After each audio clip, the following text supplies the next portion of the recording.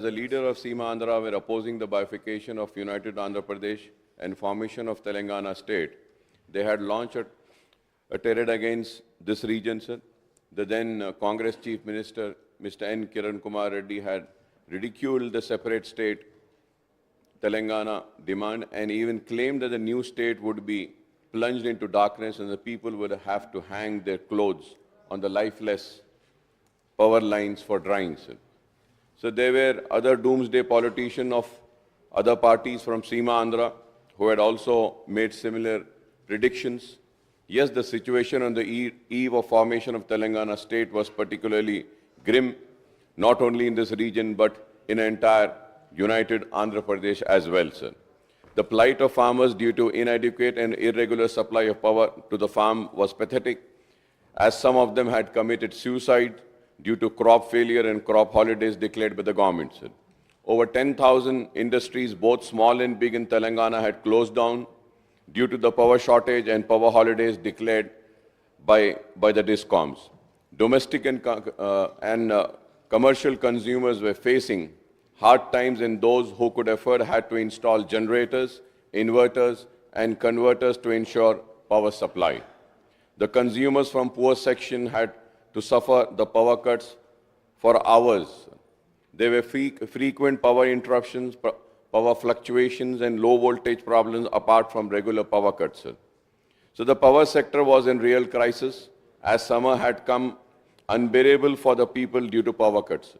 The state had a peak deficit of 2,700 megawatts and power cuts ranging from 5 to 8 hours in the year June 2014, sir. But today the power situation is different and there is no darkness around as Kiran Kumar and others had predicted, sir. So the booklet of the Telangana at Glance 2023, the Deputy Chief Minister and Finance and Power Minister Mr. Bhatti Vikrama Sahab on 13 December gives out details of the progress in the power sector in the state during the year 2014 to 23 on page number 53 to 58, sir. So the installed capacity of the state rose from 7,872 megawatts in 2014 and 15 to 19,475 megawatt at the end of November 2023, sir. This is an additional of 11,697 megawatts or 150.38%, sir. Telangana is the only state in the country to provide uninterrupted 24 hours electricity to all sectors and free power supply in agricultural sector, sir. So the government is spending rupees 12,000 crores annually for free electricity for agriculture. The turnaround in the power sector has come about thanks to the three prolonged strategies adopted by the Telangana government to develop the power sector, sir.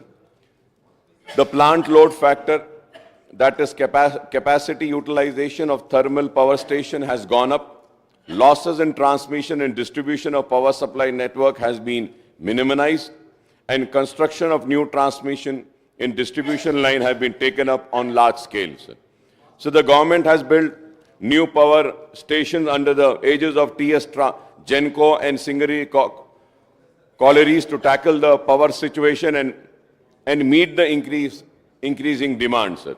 The Kuttagadam thermal power station has completed construction of phase 7 power station 800 megawatts, while the old power plant of 720 megawatt capacity under KTPS were decommissioned under TS Genco, sir. The Kakatiya thermal power project phase 2 600 megawatts, Bhadadri thermal power plant 1,080 megawatts has been completed by TS Genco. So the Singareni thermal power plant 1,200 megawatts at Jaipur has been commissioned. Under the hydel sector, the lower Jurala hydroelectric project for 240 megawatts and Pulichintala HES 120 megawatts has been commissioned, sir. The construction of Yadadri Ultra Mega Power Plant, which is being built by TS Genco in Dhamaracharla, with a generation capacity of 4,000 megawatts is under construction and scheduled to be commissioned during 24 and 25, sir. So it is clear that the Telangana Genco and Singareni have made significant contribution in augmenting power generation capacity in the state, sir. Similarly, TS Transco has taken up augmentation of transmission network and commissioning of EHT substations to keep pace with growth in demand for power, including various lift irrigation schemes, sir. The distribution system has been strengthened by the DISCOM with the construction of substation installed on power and distribution transformers and construction of new lines at an outlay of rupees 22,502 crores, sir. Sir, Honorable Speaker, sir, today Telangana is ahead of several other states in the country in per capita consumption of electricity, sir. Sir, per capita electricity consumption in Telangana was 1,356 units in the year 2014 and 15, and this has increased to 2,140 units in 22-23, which is more than the national per capita consumption, sir. So the Telangana government has provided a subsidy of rupees 47,492 crores for free electricity to agriculture from 2014 to 15 to 2022-23, sir. There were 19.03 lakh farm consumers in 2014 and 15, and this number has increased to 27.99 lakhs now, sir. Sir, as per the white paper data, power consumption by agriculture sector has risen from 11,671 million units in 2014 and 15 to 19,995 MU in 2022 and 23. This is an increase of 8,324 MU or 71%, sir. So the agriculture peak demand has increased from 3,500 megawatts to 3,003 megawatts, and the average supply hours has risen from 6 hours in 2014 and 15 to 19.22 hours during April-November 2023, sir. Sir, going further ahead, sir, the total consumption in the state has increased from 45,047 MU in 2014 to 15 to 72,442 MU in the year 22-23, sir. This is an increase of 27,395 MU or 60.8%, sir. So the white paper on Telangana State Power gives details of state power sector from 2014 to 23, including per capita power consumption, contracted capacity addition by Genco and Singareni collieries, project under construction, Transco capacity additional DISCOM, capacity additional base load versus demand and peak demand sector-wise consumption and supply to agriculture sector over the 9 years, sir. On this indices of the power sector, sir, there is no confusion or apprehension, as the substantial growth and better performance is clear from the data of the white paper which has been given to us, sir.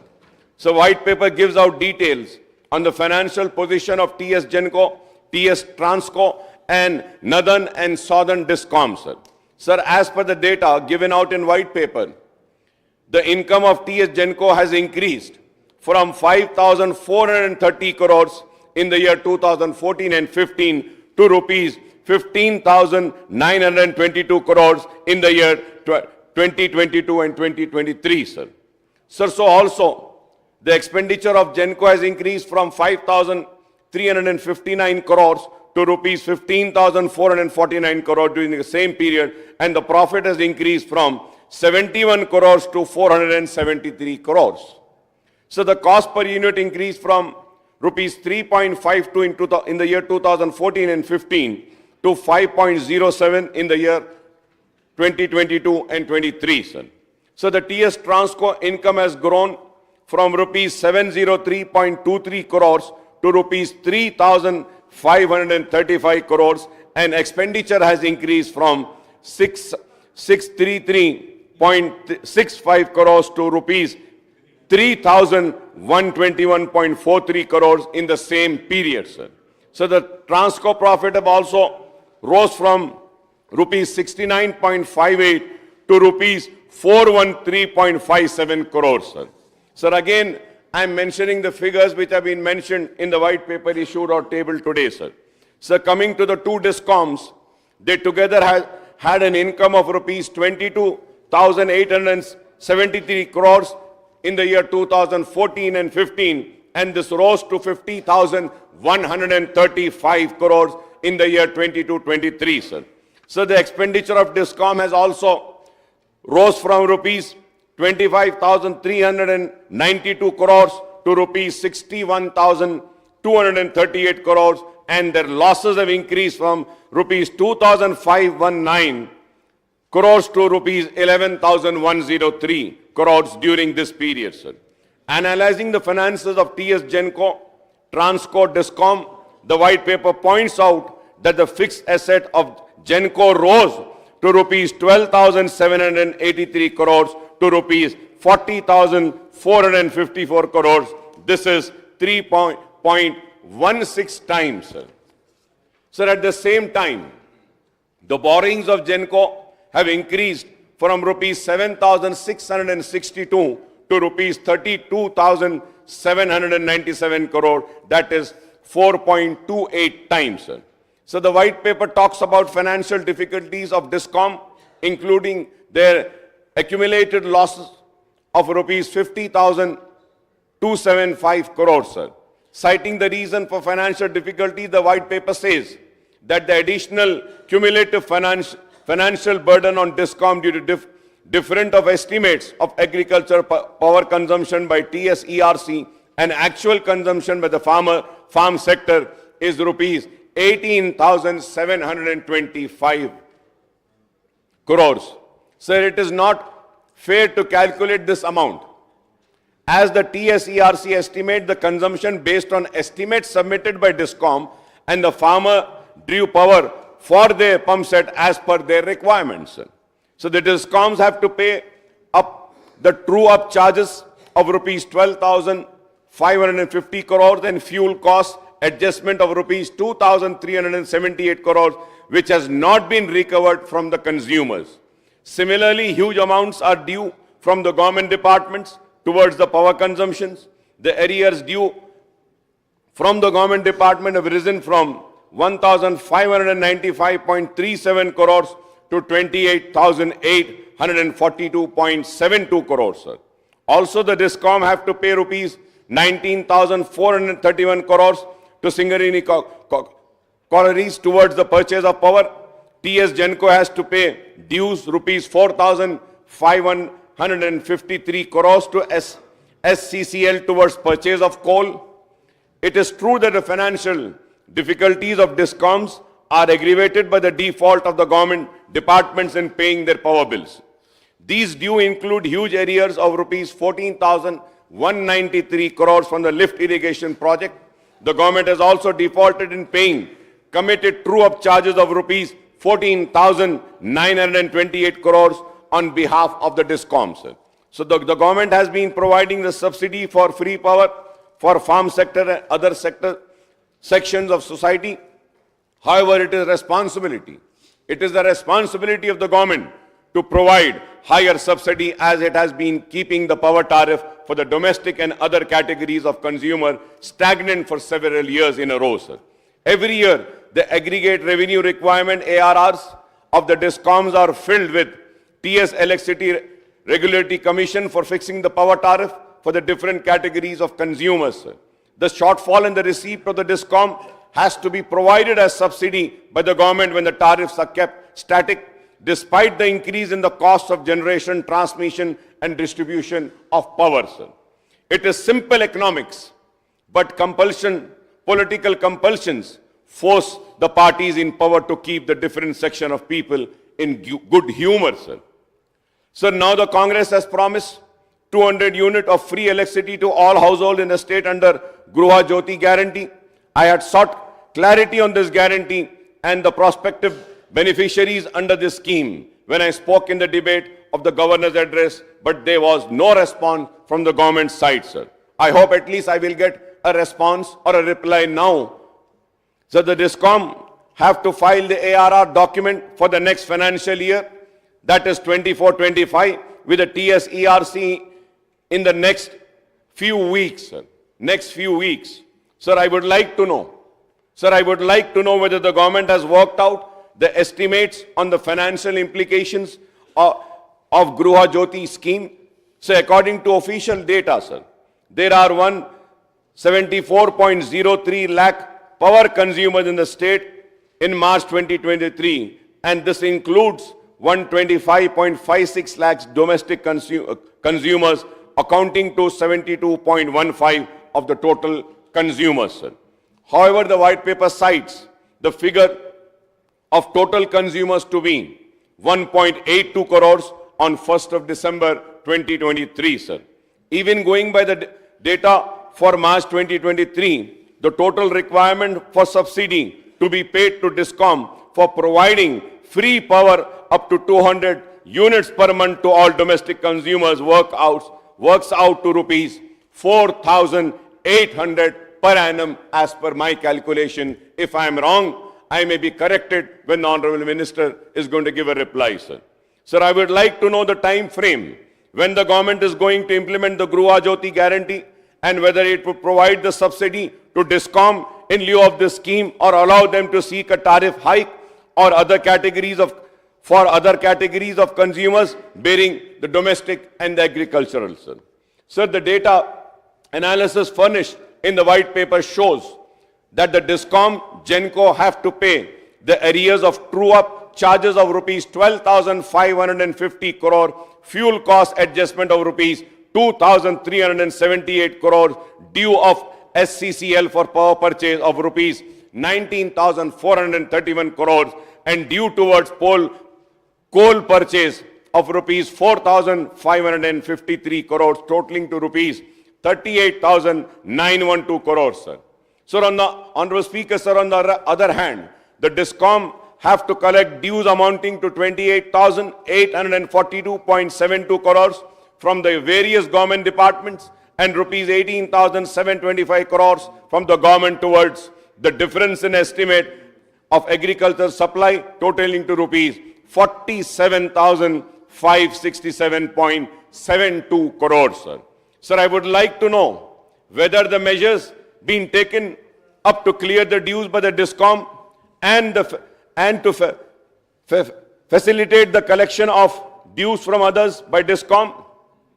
Honorable Speaker, sir, I would suggest that while making the budgetary releases to the various departments for establishment charges or scheme charges, the government should issue the budget release order directly to the DISCOM towards the estimated power charges of the various departments, sir.